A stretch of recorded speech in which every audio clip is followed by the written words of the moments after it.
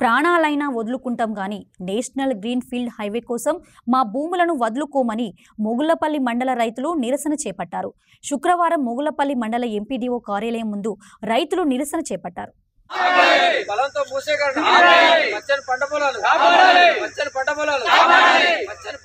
మొగుళ్లపల్లి మండల కేంద్రంలోని ఎంపీడీఓ కార్యాలయంలో భూములు ఇవ్వమని సమావేశాన్ని బహిష్కరించి ఎంపీడీఓ కార్యాలయం ముందు నిరసన చేపట్టారు. నేషనల్ గ్రీన్ ఫీల్డ్ హైవేను రద్దు చేయాలని హైకోర్టులో కేసు ఉందని, కోర్టులో కేసు నడుస్తుంటే భూసేకరణ ఎలా చేస్తారని రైతులు ప్రశ్నించారు. 4 సంవత్సరాలుగా గ్రీన్ ఫీల్డ్ హైవేకు వ్యతిరేకంగా పోరాడుతున్నామని రైతులు తెలిపారు. కోర్టులు విలువ చేసే భూములను 2-3 లక్షలకు ఎలా ఇవ్వాలని ఆవేదన వ్యక్తం చేశారు. రైతులను సమావేశపరిచి ఆర్డీఓ గారు బలవంతంగా రైతులందరం మొదటి నుండి గత 4 సంవత్సరాల నుంచి దీనికి గ్రీన్ ఫీల్డ్ నేషనల్ హైవేకు వ్యతిరేకిస్తున్నాం. ఇది హైకోర్టులో కేసు ఉంది, రెండోది ఎన్జిటిలో కూడా ఉంది.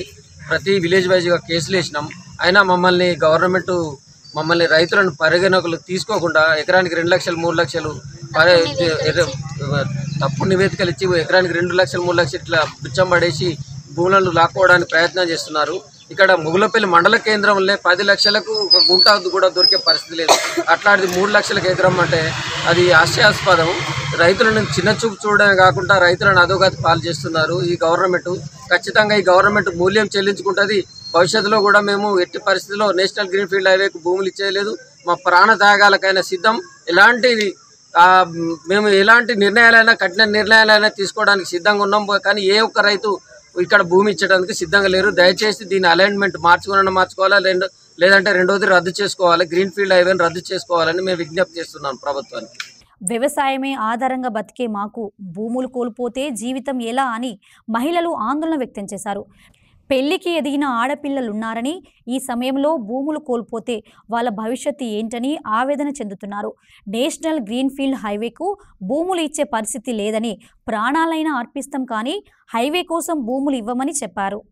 మేము భూములు ఇవ్వనడం కూడా బలిమిటికి మామూలు దోసుకునడానికి వచ్చి మా భూముల కట్ట రైతులను ఇబ్బంది పెడతారు.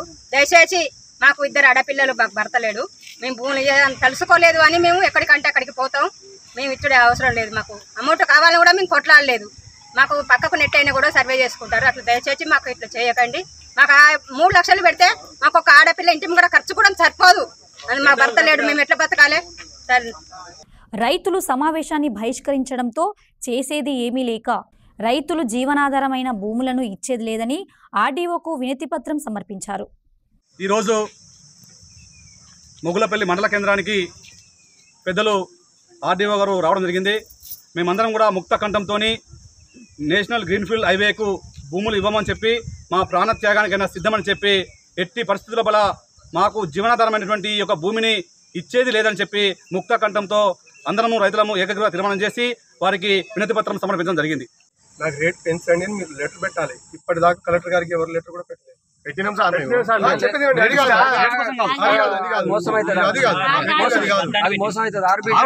ఆర్బిట్రేటర్ వేరు, మీరు దయచేసి అట్లా అప్లికేషన్ పెట్టండి. కలెక్టర్ గారు గ్యారెంటీగా సహకరిస్తారు. కలెక్టర్ గారు దీన్ని పరిగణలోకి తీసుకుంటారు. రైతులు నిరసన చేయడంతో ఆర్డీఓ స్పందించారు.